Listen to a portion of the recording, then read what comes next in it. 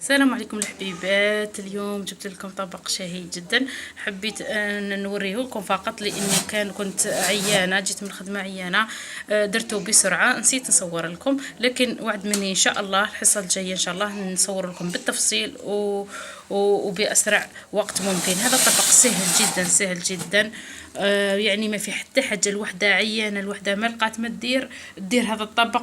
انا سميه سلك لحايل. علاه؟ لانه راح تجي مباشره. تحطي شويه رز، تحطي شويه لحم، شويه ليزيبيس وشويه طماطم شويه خضر، ودرتي في ليساشي ولوحي في الفور. ما تعيش وروحي خدمتي خدمتك الاخرى يعني، وراح روحي طلعي عليه تلقيه ديجا طاب. هذا اسهل طبق نسميه لك، ويجي ايضا لذيذ جدا جدا جدا، خير من هذاك اللي تحضري فيه بساعات ساعات طويله ويمكن ما يجيش بنين. في الاخير راح ان شاء الله كي يوجد راح نوريه لكم، لكن وفي حصه مقبله ان شاء الله راح ندير لكم بالتفصيل واش درت فيه وكيفاه طيبته وراح نشوفوه في النهايه.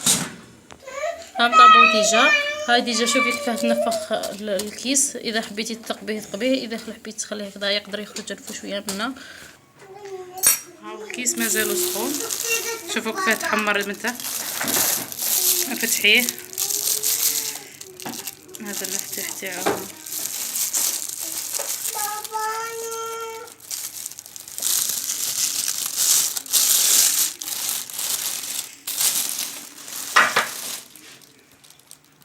مازالت سخونه.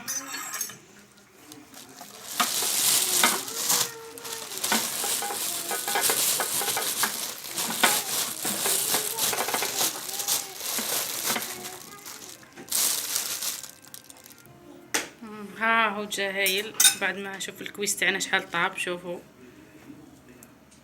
بلا اصلا انا كان خرجته مباشره من المجمد لحته معاه في الفور، يعني ما بردش، خليتوش برد ولا. شوفوا شحال طاب، لانه الدجاج نعرفوه بلي يطيب ثما ما يطولش.